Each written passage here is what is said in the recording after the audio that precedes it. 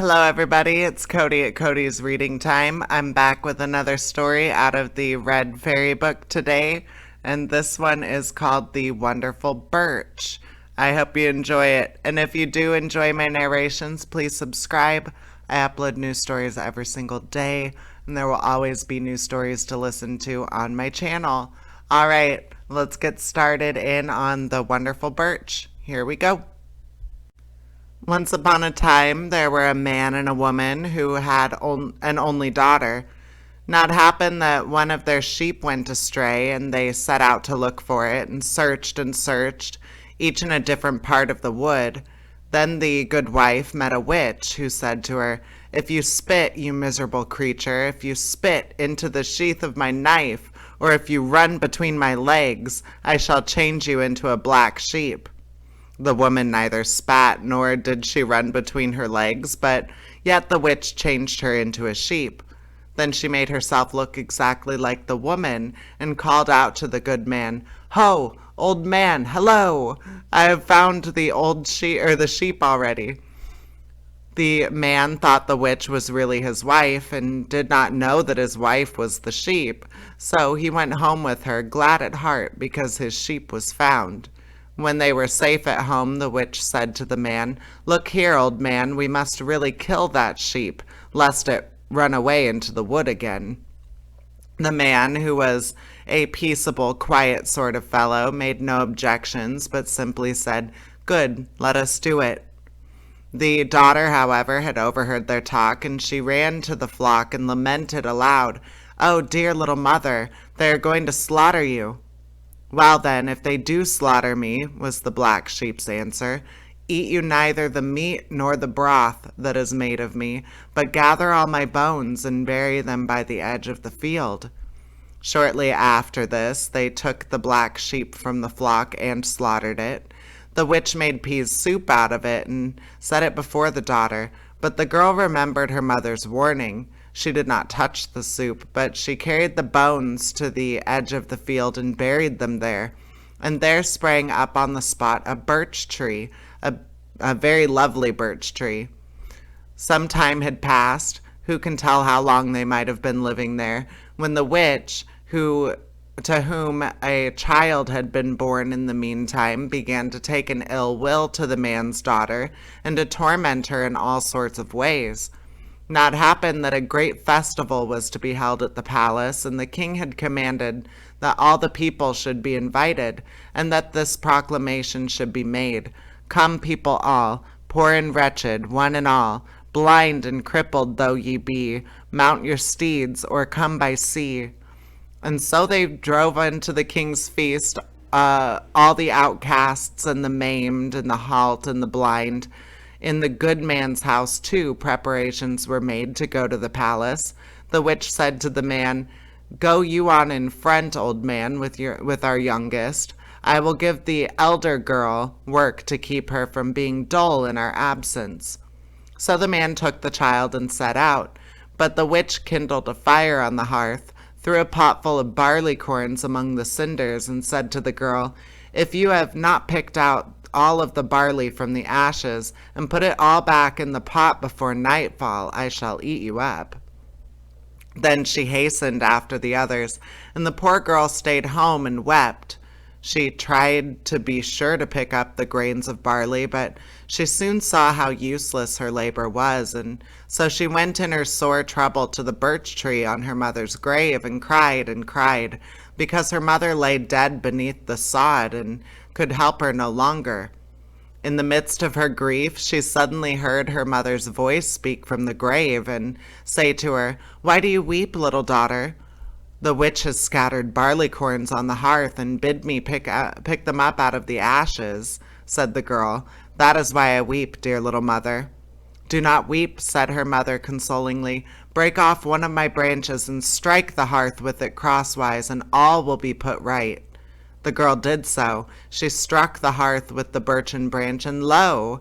the barley corns flew into the pot, and the hearth was clean. Then she went back to the birch tree and laid the branch across the grave. Then her mother bade her bathe on one side of the stem, dry herself on another, and dress on the third. Then, when the girl had done all that, she had grown so lovely that no one on earth could rival her. Splendid clothing was given to her, and a horse, with hair partly of gold, partly of silver, and partly of something more precious still. The girl sprang into her saddle and rode as swift as an arrow to the palace. As she turned into the courtyard of the castle, the king's son came out to meet her, tied her steed to a pillar, and led her in. He never left her side as they passed through the castle rooms, and all the people gazed at her and wondered who this lovely maiden was, and from what castle she came. But no one knew her. No one knew anything about her. At the banquet, the prince invited her to sit next to him in the place of honor, but the witch's daughter gnawed the bones under the table. The prince did not see her, and thinking it was a dog, he gave her such a push with his foot that her arm was broken. Are you not sorry for the witch's daughter? It was not her fault that her mother was a witch. Towards evening, the good man's daughter thought it was time to go home, but as she went, her ring caught on the latch of the door, for the king's son had it smeared with tar. She did not take time to pull it off, but hastily unfastened her horse from the pillar. She rode away beyond the castle walls as swift as an arrow. Arrived at home, she took her clothes by the birch tree and hastened to her place behind the stove. In a short time the man and the woman came home again too, and the witch said to the girl, "Ah, you poor thing, there you are to be sure. You don't know what fine times we have had at the palace. The king's son carried my daughter about, but the poor thing fell and broke her arm." The girl knew well how matters really stood, but she pretended to know nothing about it and sat dumb behind the stove. The next day they were invited again to the king's banquet. "Hey, old man," said the witch, "get on your clothes as quick as you can. We are bidden to the feast. Take you the child. I will give the other one work, lest she weary." She kindled the fire, threw a pot full of hemp seeds among the ashes, and said to the girl, "If you do not get this sorted, all of the seed back into the pot, I shall kill you." The girl wept bitterly. Then she went to the birch tree, washed herself on one side of it, and dried herself on the other, and this time still finer clothes were given to her, and a very beautiful steed. She broke off a branch of the birch tree, struck the hearth with it so that the seeds flew back into the pot, and then hastened to the castle. Again the king's son came out to meet her, tied her horse to a pillar, and led her into the banqueting hall. At the feast, the girl sat next to him in the place of honor, as she had done the day before, but the witch's daughter gnawed bones under the table, and the prince gave her a push by mistake, which broke her leg. He had never noticed her crawling about among other people's feet. She was very unlucky. The good man's daughter hastened home again betimes, but the king's son had smeared the doorposts with tar, and the girl's golden circlet stuck to it.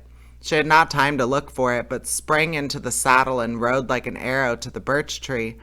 There she left her horse and her fine clothes, and said to her mother, "I have lost my circlet at the castle. The doorpost was tarred and it stuck fast." "And even if you had lost 2 of them," answered her mother, "I would give you finer ones." Then the girl hastened home, and when her father came home from the feast with the witch, she was in her usual place behind the stove. Then the witch said to her, "You poor thing, what is there to see here compared with what we have seen at the palace? The king's son carried my daughter from one room to another. He let her fall, 'tis true, and my child's foot was broken." The man's daughter held her peace all the time and busied herself about the hearth. The night passed, and when the day began to dawn, the witch awakened her husband, crying, "Hi! Get up, old man, we are bidden to the royal banquet." So the old man got up. Then the witch gave him the child, saying, "Take you the little one. I will give the older girl work to do, else she weary at home alone." She did as usual.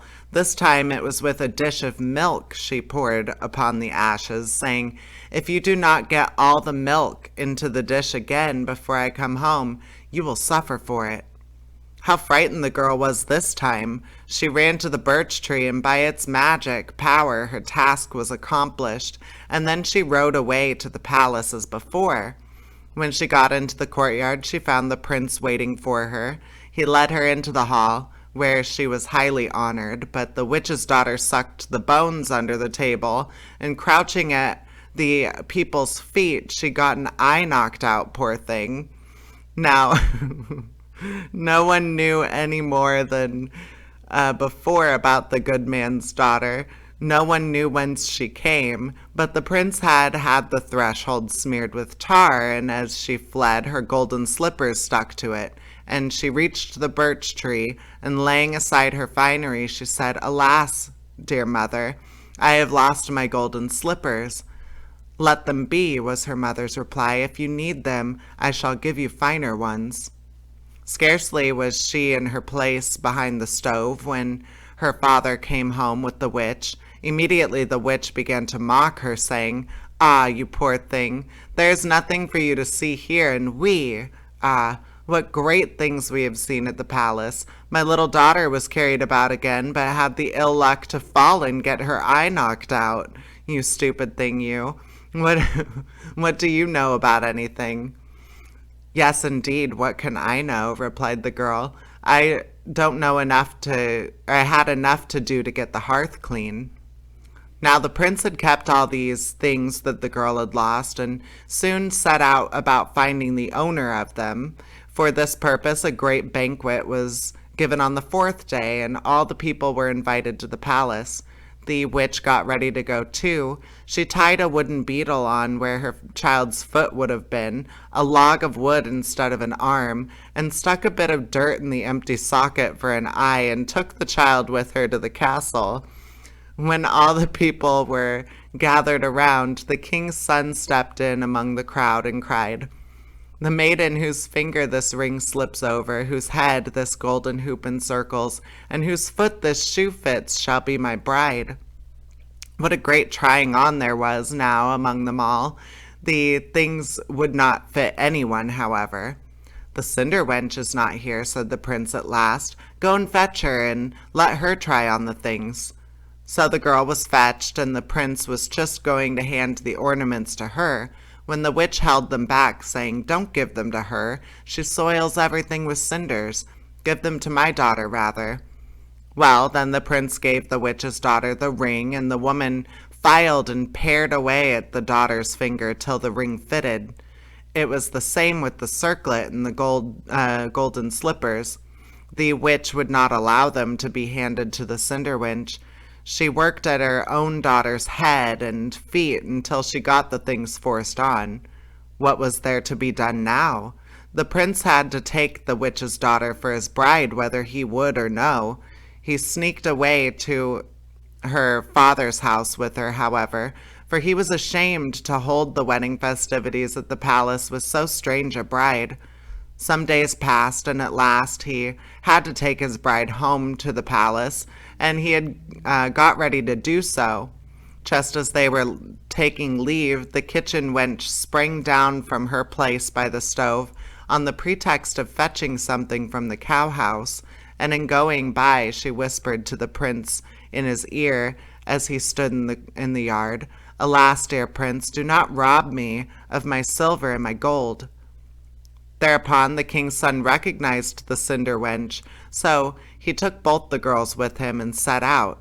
After they had gone some little way, they came to the bank of a river, and the prince threw the witch's daughter across to serve as a bridge, and so got over with the cinder wench. There lay the witch's daughter then like a bridge over the river, and she could not stir. Though her heart was consumed with grief, no help was near, and so she cried at last in her anguish, "May there grow a golden hemlock out of my body. Perhaps my mother will know me by that token." Scarcely had she spoken when a golden hemlock sprang up from her and stood upon the bridge. Now, as soon as the prince had got rid of the witch's daughter, he greeted the cinder wench as his bride, and they wandered together to the birch tree which grew upon the mother's grave. There they received all sorts of treasures and riches. 3 sacks full of gold, and as much silver, and a splendid steed, which bore them home to the palace. There they lived a long time together, and the young wife bore a son to the prince. Immediately word was brought to the witch that her daughter had borne a son, for they all believed the young king's wife to be the witch's daughter. So, said the witch to herself, I had better away with my gift for the infant then. And so saying, she went out. Thus it happened that she came to the bank of the river, and there she saw the beautiful golden hemlock growing out of the middle of the bridge, and she began to cut it down to take to her grandchild. She heard a voice moaning, Alas, dear mother, do not cut me so. Are you here? Demanded the witch. Indeed I am, dear little mother, answered the daughter. They threw me across the river to make a bridge of me. In a moment the witch had the bridge shivered to atoms, and then she hastened away to the palace. Stepping up to the queen's bed, she began to try her magic arts upon her, saying, Spit, you wretch, on the blade of my knife. Bewitch my knife's blade for me, and I shall change you into a reindeer of the forest. Are you there again to bring trouble upon me? Said the young woman. She neither spat, nor did she do anything else, but still the witch changed her into a reindeer and smuggled her own daughter into the place as the prince's wife. But now the child grew restless and cried because it missed its mother's care. They took it to the court and tried to pacify it in every conceivable way, but its crying never ceased. What makes the child so restless? Asked the prince, and he went to a wise woman who was a widow to ask her advice. Aye, your own wife is not at home, said the widow woman. She is living like a reindeer in the wood. You have a witch's daughter for a wife now, and the witch herself for a mother-in-law. Is there any way of getting my own wife back from the wood again? Asked the prince. Give me the child, answered the widow woman. I'll take it with me tomorrow when I go drive the cows into the wood.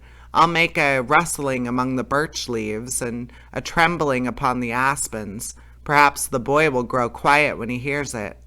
Yes, take the child away. Take it to the wood with you to quiet it, said the prince, and led the widow woman into the castle. How now? Are you going to send the child away to the wood? Said the witch in a suspicious tone, and she tried to interfere. But the king's son stood firm by what he had commanded and said, Carry the child about the wood. Perhaps that will pacify it. So the widow woman took the child to the wood. She came to the edge of a marsh, and seeing a herd of reindeer there, she began all at once to say, Little Bright Eyes, little Redskin, come nurse the child you bore. That bloodthirsty monster, that man-eater grim, shall nurse him, shall tend him no more. They may threaten and force as they will. He turns from her, shrinks from her still. And immediately the reindeer drew near and nursed the tended child the whole day long. But at nightfall it had to follow the herd and said to the widow woman, Bring me the child tomorrow and again the following day. After that I must wander with the herd far away to other lands. The following morning the widow woman went back to the castle to fetch the child. The witch interfered, of course, but the prince said, Take it and carry it about in the open air. The boy is quieter at night, to be sure, when he has been in the wood all day. So the widow took the child in her arms and carried it to the marsh in the forest. There she said, as on the preceding day, Little Bright Eyes, little Redskin, come nurse the child you bore. That bloodthirsty monster, that man-eater grim, shall curse him, or nurse him, shall tend him no more. They may threaten and force as they will. He turns from her, shrinks from her still. And immediately the reindeer left the herd and came to the child, and tended it as on the day before. And so it was that the child throve, till not a finer boy was to be seen anywhere. But the king's son had been pondering over all these things, and he said to the widow woman, Is there no way of changing the reindeer into a human being again? I don't rightly know, was her answer. Come to the wood with me, however, when The woman puts off her reindeer skin. I shall comb her head for her. Whilst I am doing so, you must burn the skin." Thereupon they both went into the wood with the child. Scarcely were they there when the reindeer appeared and nursed the child as before. Then the widow woman said to the reindeer, "Since you are going far away tomorrow, I shall not see you again. Let me comb your head for the last time as a remembrance of you." "Good." The young woman stripped off the reindeer skin and let the widow woman do as she wished. In the meantime, the king's son threw the reindeer skin into the fire unobserved. "What smells of singeing here?" asked the young woman, and looked round. She saw her own husband. "Woe is me! You've burnt my skin. Why did you do that?" "To give you back your human form again." "Alack-a-day! I have nothing to cover me now, poor creature that I am," cried the young woman, and transformed herself first into a distaff, then into a wooden beetle, then into a spindle, and into all imaginable shapes. But all of these shapes the king's son went on destroying until she stood before him in human form again. "Alas, wherefore take me home with you again," cried the young woman, "since the witch is sure to eat me up." "She will not eat you up," answered her husband, and they started for home with the child. But when the witch wife saw them, she ran away with her daughter, and if she has not stopped, she is running still, though at a great age, and the prince and his wife and the baby lived happy ever afterward. And that is the end of that story. I hope you enjoyed it, and please subscribe. I upload new stories every single day on my channel. There will always be something new to listen to. All right, take care, everybody. Bye-bye.